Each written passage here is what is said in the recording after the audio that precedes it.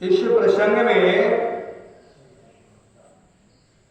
एक समय का तात्पर्य है कि कार्तिक मास पुराणों में इसे दामोदर मास कहते हैं। इंद्रियाण के अवसर पर दासियों का दूसरे कामों में लग जाना स्वाभाविक है। इस पद से ध्वनित होता है कि यशोदा माता ने जानबूझकर दासियों को दूसरे काम में लगा दिया। यशोदा नाम उल्लेख करने का अभिप्राय यह है कि अपने विशुद्ध वात्सल्य प्रेम के व्यवहार से षडक्षरशाली भगवान को भी प्रेमाधीनता भक्तता के कारण अपने भक्तों के हाथों में बंध जाने का यश यही देते हैं। गोपराज नंद के वात्सल्य प्रेम के आकर्षण से सच्चिदानंद परमानंद स्वरूप श्री भगवान नंद नंदन रूप से जगत में अवतीर्ण होकर जगत के लोगों को आनंद प्रदान करते हैं। जगत को इस अपराकृत परमानंद का रसास्वादन कराने में नंद बाबा ही कारण है। उन नंद की गृहिणी होने से इन्हें नंद गेहिनी कहा गया है। साथ ही नंद गेहिनी और स्वयं ये दो पद इस बात के सूचक है कि दधि मंथन कर्म उनके योग्य नहीं है। फिर भी पुत्र स्नेह की अधिकता से यह सोचकर कि मेरे लाला को मेरे हाथ का माखन भी भाता है, मेरे लाला को मेरे हाथ का ही माखन अच्छा लगता है, वे स्वयं ही दधि मत रही है। इस श्लोक में भक्तों के स्वरूप का निरूपण है। शरीर से दधि मंथन स्वरूप सेवा कर्म हो रहा है। शरीर से दधि मंथन से सेवा कर्म हो रहा है। हृदय में स्मरण की धारा सतत प्रवाहित हो रही है। वाणी में बाल चरित्र का संगीत, भक्तों के तन मन वचन सब अपने प्यारे की सेवा में संलग्न है। स्नेह अमूर्त पदार्थ है, वह सेवा के रूप में ही व्यक्त होता है। स्नेह के ही विलास विशेष हैं। नृत्य और संगीत यशोदा मैया के जीवन में इस समय राग और भोग दोनों प्रकट हैं। कमर में रेशमी लहंगा डोरी से कसकर बंधा हुआ है, अर्थात जीवन में आलस्य प्रमाद असावधानी नहीं है। सेवा कर्म में पूरी तत्परता है। रेशमी लहंगा इसलिए पहने हैं कि किसी प्रकार की अपवित्रता रह गई तो मेरे कन्हैया को कुछ हो जाएगा। माता के हृदय का रस स्नेह दूध स्तन के मुंह आ लगा है, चुचुआ रहा है, बाहर झांक रहा है। श्याम सुंदर आवे, उनकी दृष्टि पहले मुझ पर पड़े और वे पहले माखन न खाकर मुझे ही पीवे, मेरा दूध ही पीवे। यही उसकी लालसा है। स्तन के कांपने का अर्थ यह है कि उसे डर भी है कि कहीं मुझे नहीं पिया कहीं मेरी दूध नहीं पिया तो कंगन और कुंडल नाच नाच कर मैया को बधाई दे रहे हैं। यशोदा मैया के हाथों के कंगन इसलिए झंकार ध्वनि कर रहे हैं कि वे आज उन हाथों में रहकर धन्य हो रहे हैं कि जो हाथ भगवान की सेवा में लगे, जो हाथ भगवान की सेवा में लगे। और कुंडल यशोदा मैया के मुख से लीला गान सुनकर परमानंद से मिलते हुए कानों की सफलता की सूचना दे रहे हैं। हाथ वही धन्य है जो भगवान की सेवा करे। हाथ वही धन्य है जो भगवान की सेवा करे, और कान वे धन्य है जिनमें भगवान के लीला गुण गान की सुधा धारा प्रवेश करती रहे। मुंह पर श्वेत और मालती के पुष्पों के नीचे गिरने का ध्यान माता को नहीं है। वह श्रृंगार और शरीर भूल चुकी है। अथवा मालती के पुष्प स्वयं ही चोटियों से छूटकर चरणों में गिर रहे हैं कि ऐसी वात्सल्यमयी मां के चरणों में ही रहना सौभाग्य है। हम सिर पर रहने के अधिकारी नहीं है। हृदय में लीला की सुख स्मृति, हाथों से दधि मंथन और मुख से लीला गान। इस प्रकार मन तन वचन तीनों का श्री कृष्ण के साथ एक तान संयोग होते ही श्री कृष्ण जग कर मां मां पुकारने लगे। अब तक भगवान श्री कृष्ण सोए हुए से थे। मां की स्नेह में साधना उन्हें जगा दिया। वे निर्गुण से सगुण हो गए, अचल से चल हुए, निष्काम से सकाम हुए, स्नेह के भूखे प्यास से मां के पास आए। क्या ही सुंदर नाम है स्तन्य काम। मंथन करते समय आए, बैठी लीला थाली के पास नहीं। सर्वत्र भगवान साधन की प्रेरणा देते हैं, अपनी ओर आकृष्ट करते हैं, परंतु मथानी पकड़कर मैया को रोक दिया। मां अब तेरी साधना पूर्ण हो गई, पृष्ठ पेशन करने से क्या लाभ। अब मैं तेरी साधना का इससे अधिक भार नहीं सह सकता हूं। मां प्रेम से दब गई, निहाल हो गई कि मेरा लाला मुझे इतना चाहता है। मैया मना करती रही कि नेक सा माखन तो निकाल लेने दे। औ मैं तो दूध पीऊंगा। दोनों हाथों से मैया की कमर पकड़कर एक पांव घुटने पर रखा और गोद में चढ़ गए। स्तन का दूध बरस पड़ा, मैया दूध पिलाने लगी। लाला मुस्कुराने लगे, आंखें मुस्कान पर जम गई।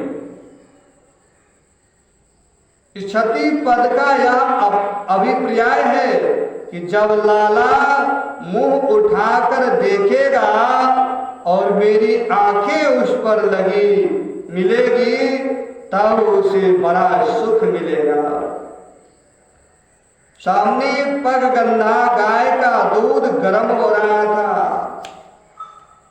उसने सोचा कि स्नेह में या यशोदा का दूध कभी कम ना होगा, श्याम सुंदर की प्यास कभी बुझेगी नहीं। उनमें परस्पर होड़ लग गई,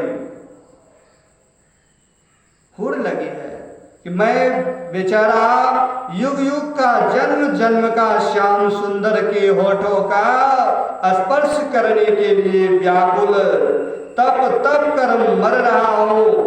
अब इस जीवन से क्या लाभ है जो श्री कृष्ण के काम न आवे। अब इस जीवन से क्या लाभ है जो श्री कृष्ण के काम न आवे। इससे अच्छा है उनकी आंखों के सामने आग में कूद पड़ना। मां के नेत्र पहुंच गए। दयाद्र मां को श्री कृष्ण का भी ध्यान न रहा, उन्हें एक और डालकर दौड़ पड़ी। भक्त भगवान को एक और रखकर भी दुखियों की रक्षा करते हैं। भगवान अतृप्त ही रह गए। क्या भक्तों के हृदय रस से स्नेह से उन्हें कभी तृप्ति हो सकती है? उसी दिन से उनका एक नाम हुआ अतृप्त। श्री कृष्ण के होठ फड़के, क्रोध होठों का स्पर्श पाकर कृतार्थ हो गया। लाल लाल होठ श्वेत श्वेत दूध की दतलियों से दिए गए मानो शतगुण रजोगुण पर शासन कर रहा हो। ब्राह्मण क्षत्रियों को शिक्षा दे रहा हो। वह क्रोध उतरा दधि मंथन के मटके पर, उसमें एक असुर आ बैठा था। दंभ ने कहा कि काम, क्रोध और अतृप्ति के बाद मेरी बारी है। वह आंसू बनकर आंखों में छलक गया। श्री कृष्ण अपने भक्त जनों के प्रति अपनी ममता की धारा उलेरने के लिए क्या क्या भाव नहीं अपनाते हैं। ये काम, क्रोध, लोभ और दंभ भी आज ब्रह्म स्पर्श प्राप्त करके दंड हो गए। श्री कृष्ण घर में घुसकर वासी माखन खटकने लगे, मानो मां को दिखा रहे हो कि मैं कितना भोगा हूं। प्रेमी भक्तों के पुरुषार्थ भगवान नहीं है, भगवान की सेवा है। ये भगवान की सेवा के लिए भगवान का भी त्याग कर सकते हैं। मैया के अपने हाथों दुहा हुआ यह पगगंधा गायों का दूध श्री कृष्ण के लिए ही गर्म हो रहा था। थोड़ी देर के बाद ही उनको पिलाना था। दूध उफन जाएगा तो मेरे लाला भूखे रहेंगे, रोएंगे। इसलिए माता ने उन्हें नीचे उतार कर दूध को संभाला।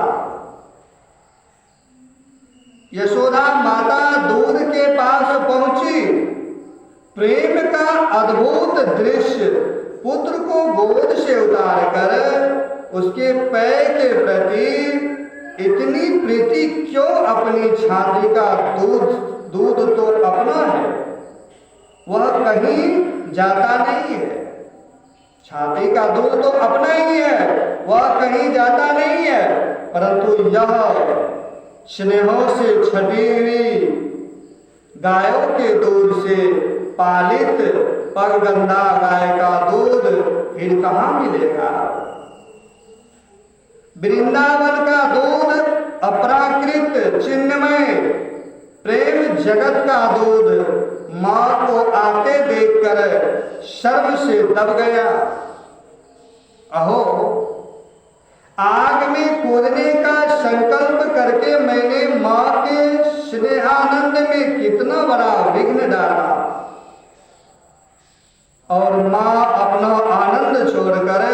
मेरी रक्षा के लिए दौड़ी आ रही है। मुझे धिक्कार है। दूध का उफनना बंद हो गया और वह तत्काल अपने स्थान पर बैठ गया। माँ, तुम अपनी गोद में नहीं बैठाओगी तो मैं किसी खल की गोद में जा बैठूंगा। यही सोच कर मानो श्री कृष्ण उल्टे उखल के ऊपर जा बैठे। उदार पुरुष भले ही खलों की संगति में जा बैठे, परंतु उनका शील स्वभाव बदलता नहीं है। उखल पर बैठकर भी बंदरों को माखन बांटने लगे। संभव है रामा अवतार के प्रति जो कृतज्ञता का भाव उदय हुआ था, उसके कारण अथवा अभी क्रोध आ गया था। उसका प्रेक्षित करने के लिए श्री कृष्ण के नेत्र हैं चौर्य विसंकित, ध्यान करने योग। वैसे तो उनके ललित, कलित, छलित, बलित, चकित आदि अनेकों प्रकार के ध्येय नेत्र हैं, परंतु ये प्रेमी जनों के हृदय में गहरी चोट करते हैं। भीत होकर भागते हुए भगवान है, अपूर्व झांकी है। ईश्वर को तो मानो मैया के वात्सल्य प्रेम पर निछावर करके ब्रज के बाहर ही फेंक दिया है। कोई असुर अस्त्र शस्त्र लेकर आता तो सुदर्शन चक्र का स्मरण करते। मैया की छड़ी का निवारण करने के लिए कोई भी अस्त्र शस्त्र नहीं। भगवान की यह भयभीत मूर्ति कितनी मधुर है। धन्य है इस भय को। माता यशोदा के शरीर और श्रृंगार दोनों ही विरोधी हो गए कि तुम प्यारे कन्हैया को क्यों खदेड़ रही हो, परंतु मैया ने पकड़कर ही छोड़ा। विश्व के इतिहास में भगवान के संपूर्ण जीवन में पहली बार स्वयं विश्वेश्वर भगवान मां के सामने अपराधी बनकर खड़े हुए। मानो अपराधी भी है, अपराधी भी मैं ही हूं। इस सत्य का प्रत्यक्ष करा दिया। बाएं हाथों से दोनों आंखें रगड़ कर मानो उनसे कहलाना चाहते हो कि ये किसी कर्म के कर्ता नहीं है। ऊपर इसलिए देख रहे हैं कि जब माता ही पीटने के लिए तैयार है, तब मेरी सहायता कौन कर सकता है।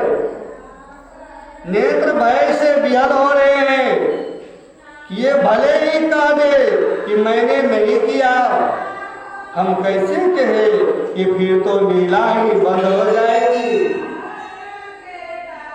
मां ने डांटा, अरे अशांत प्रकृति, बानर बंधो, मथनी स्फोटक, अब तुझे मक्खन कहां से मिलेगा। आज मैं तुझे ऐसा बांधूंगी कि ना तो तू ग्वाल वालों के साथ खेल ही सकेगा और ना माखन चोरी आदि उधम ही मचा सकेगा। अरे मैया मोही मत मार। श्री कृष्ण का अरे मैया मोही मत मार। माता ने कहा श्री कृष्ण, यदि तुझे पीटने का इतना डर था तो मटका क्यों फोड़ा। श्री कृष्ण कह रहे मैया से, अरे मैया मैं अब ऐसा कभी नहीं करूंगा, तू अपने हाथ से छड़ी डाल दे। श्री कृष्ण का भोलापन देखकर मैया हृदय से भर आया। वात्सल स्नेह के समुद्र में ज्वार आ गया। वे सोचने लगी कि लाला अत्यंत डर गया है, कहीं छोड़ने पर यह भागकर वन में चला गया तो कहां कहां भटकता फिरेगा, भूखा प्यासा रहेगा। इसलिए थोड़ी देर तक बांध कर रख लूं, दूध माखन तैयार होने पर मना लूंगी। यही सोच विचार कर माता ने बांधने का निश्चय किया। बांधने में वात्सल्य ही हेतु था। भगवान के ऐश्वर्य का अज्ञान दो प्रकार का होता है। एक तो साधारण प्रकृति जीवों को, और दूसरा भगवान के नित्य सिद्धि प्रेमी परिकर को। यशोदा मैया आदि भगवान की स्वरूप भूता चिन्मयी लीला के अपराकृत नित्य सिद्ध परिकर है। भगवान के प्रति वात्सल्य भाव, शिशु प्रेम की गाढ़ता के कारण ही उनका ऐश्वर्य ज्ञान अभिभूत हो जाता है, अन्यथा उनमें अज्ञान की संभावना ही नहीं है।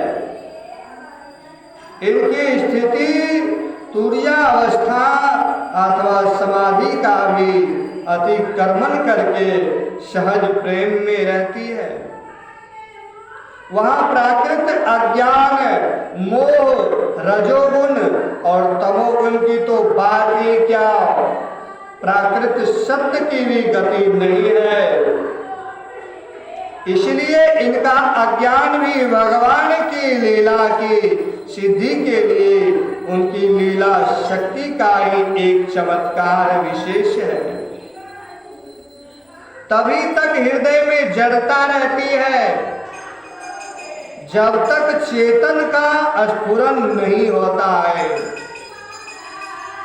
श्री कृष्ण के हाथ में आ जाने पर यशोदा माता ने बांस की छड़ी फेंक दी।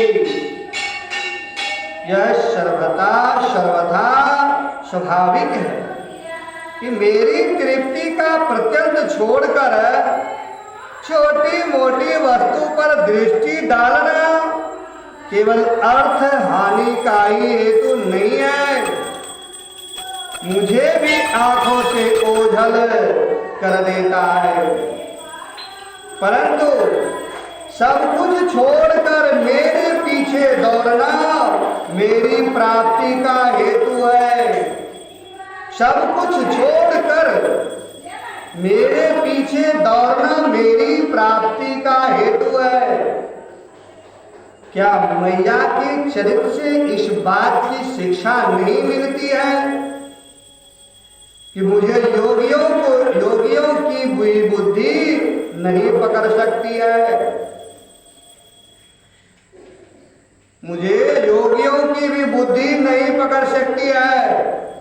परंतु जो सब ओर से मुंह मोड़कर मेरी ओर दौड़ता है, मैं उसकी मुट्ठी में आ जाता हूँ। यही सोचकर भगवान यशोदा के हाथों पकड़े गए। इस श्लोक में श्री कृष्ण की ब्रह्म रूपता बताई गई है। उपनिषदों में जैसे ब्रह्म का वर्णन है, अपूर्वम, अपनरम, अन्नपूर्णम, अनंतरम इत्यादि, वही बात यहाँ श्री कृष्ण के संबंध में है। वह सर्वाधिष्ठान, सर्वसाक्षी, सर्वातीत, सर्वांतर्यामी, सर्वोपादान एवं सर्वस्वरूप ब्रह्म ही यशोदा माता के प्रेम के वश में बंधने जा रहा है। बंधन रूप होने के कारण उसमें किसी प्रकार की असंगति या अनैतिक भी नहीं है। या फिर कभी उखल पर जाकर ना बैठे, इसके लिए उखल से बांधना ही उचित है। क्योंकि खल का अधिक संग होने पर उससे मन में उद्वेग हो जाता है। यह उखल भी चोर ही है, क्योंकि इसने कन्हैया की चोरी करने में सहायता की है। दोनों को बंधने योग देखकर ही यशोदा माता ने दोनों को बांधने का उद्देश्य किया। यशोदा माता जो अपने स्नेह माता आदि गुणों सद्गुणों रस्सियों से श्री कृष्ण का पेट भरने लगी, त्यों अपनी मुक्ता स्वतंत्रता आदि सद्गुणों से भगवान अपने स्वरूप को प्रकट करने लगे। गुण शब्द के अनेक अर्थ हैं।